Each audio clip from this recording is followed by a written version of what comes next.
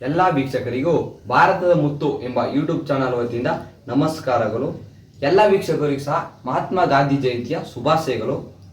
ಇವತ್ತಿನ ವಿಶೇಷ ವಿಡಿಯೋ ಏನಂದ್ರೆ, ಇವತ್ತು ಮಹಾತ್ಮ ಗಾಂಧಿ ಜಯಂತಿ ಇರುವ ಕಾರಣದಿಂದ ಗಾಂಧೀಜಿಯವರ ಬಗ್ಗೆ ಒಂದು ಸಣ್ಣ ಕಿರುಪರಿಚಯ.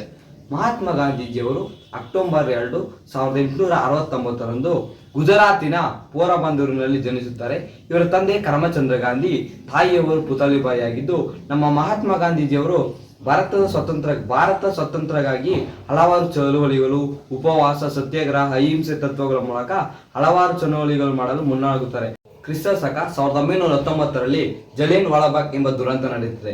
ಈ ದುರಂತದಲ್ಲಿ ಸುಮಾರು ನಮ್ಮ ಭಾರತೀಯರು 200 ಜನ ಮರಣ ಹೊಂದುತ್ತಾರೆ. ಅದನ್ನು ನಮ್ಮ ಮಹಾತ್ಮ ಗಾಂಧೀಜಿಯವರು ಕಣ್ಣಾರ ಕಂಡದಿಂದ ಮಹಾತ್ಮ ಗಾಂಧೀಜಿಯವರು ನಮ್ಮ ಭಾರತ ಸ್ವಾತಂತ್ರ್ಯಕ್ಕಾಗಿ ಚಳುವಳಿ ಮಾಡಲು ಮುಂದುವರಿಯುತ್ತಾರೆ. ಅದರಲ್ಲಿ ಮಾಡಿದ ಪ್ರಮುಖ ಚಳುವಳಿ ಎಂದರೆ ಅಸಹಕಾರ ಚಳುವಳಿ. ಈ ಚಳುವಳಿ 1920ರಂದು ನಮ್ಮ ಬ್ರಿಟಿಷರು ನಮ್ಮ ಭಾರತದ ಜನರಿಗೆ ಕಾನೂನು ಸಹಕಾರ ನೀಡದೇ ಇರುವ ಕಾರಣದಿಂದ ಮಹಾತ್ಮ ಗಾಂಧೀಜಿಯವರು ಮತ್ತು ಮಹಿಳೆಯರು, ಮಕ್ಕಳು, ಶಾಲಾ ಮಕ್ಕಳು, ಯುವಕರು ಎಲ್ಲ ಸೇರಿ ಈ ಚಳುವಳಿ ಮುಂದುವರಿಸುತ್ತಾರೆ. ಈ ಚಳುವಳಿ ಮುಂದುವರುವ ಸಮಯದಲ್ಲಿ ನಮ್ಮ ಮಹಾತ್ಮ ಗಾಂಧೀಜಿಯವರ ಅನುಯಾಯಿಗಳು ಕ್ರಿಸ್ತ ಶಕ 1922ರಂದು ಇವರು ಮಹಾತ್ಮ ಗಾಂಧೀಜಿಯ ಅನುಯಾಯಿಗಳು ಬ್ರಿಟಿಷ್ ಅಧಿಕಾರಿಗಳನ್ನು ಸುಮಾರು 20 ಜನ ಅಧಿಕಾರಿಗಳನ್ನು ಕೊಂದುತ್ತಾರೆ.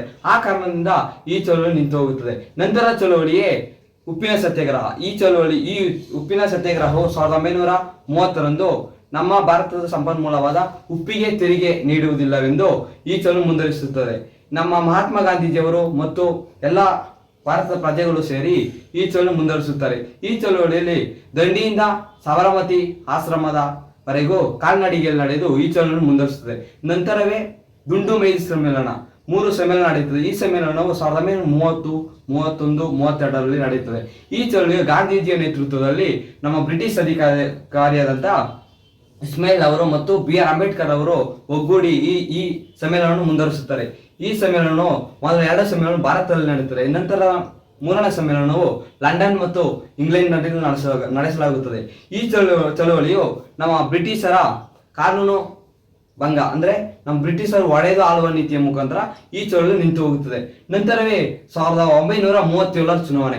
ಈ ಚುನಾವಣೆಯಲ್ಲಿ ನಮ್ಮ ಅಖಿಲ ಭಾರತ ರಾಷ್ಟ್ರೀಯ ಕಾಂಗ್ರೆಸ್ ಮತ್ತು ಮುಸ್ಲಿಂ ಲೀಗ್ ಪಕ್ಷವು ಎಂಬ 2 ಪಕ್ಷವು ಸೇರಿ ಸುಮಾರು 110 ಕ್ಷೇತ್ರದ ಚುನಾವಣೆ ನಡೆಸಲಾಗುತ್ತದೆ.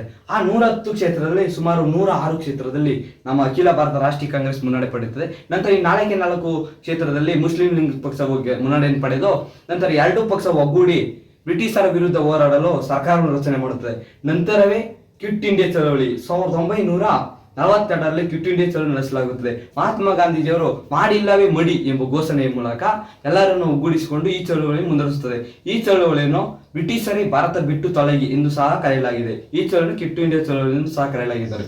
ಮಹಾತ್ಮ ಗಾಂಧೀಜಿಯವರು ಮತ್ತು ಶಾಲಾ ಮಕ್ಕಳು, ಮಹಿಳೆಯರು, ವೃದ್ಧರು ಎಲ್ಲರೂ ಸಹ ಸೇರಿ ಸತ್ಯಾಗ್ರಹ ನಡೆಸುತ್ತಾರೆ. ನಂತರ ಯುವಕರು ರಸ್ತೆ ಬದಿಗಳಲ್ಲಿ ಪ್ರತಿಭಟನೆ ಮೂಲಕ ಹಲವಾರು ಕ್ರಾಂತಿಕಾರಿಗಳು ಬ್ರಿಟಿಷರ ವಿರುದ್ಧ ಹೋರಾಡ್ತಾ, ಅದರಲ್ಲೂ ನಮ್ಮ ಕನ್ನಡಿಗರು ಸಹ ಅದರಲ್ಲಿ ಸೇರಿಕೊಂಡು ಹಲವಾರು ಪೊಲೀಸ್ ಠಾಣೆಗಳಿಗೆ ಬೆಂಕಿ ಹಾಕಿ, ಬ್ರಿಟಿಷರಿಗೆ ಲಾಠಿ ಏಟು ಕೊಟ್ಟು ಮತ್ತು ರೈಲು ಹಳಿಗಳಿಗೆ ಬೆಂಕಿ ಹಾಕಿ ನಾಶ ಮಾಡುತ್ತಾ ನಮ್ಮ ಭಾರತದ ತ್ರಿವರ್ಣ ಧ್ವಜವನ್ನು ಮೆರವಣಿಗೆ ಮೂಲಕ ಈ ಚಳುವಳಿ ಮುಂದುವರಿಸುತ್ತಾರೆ.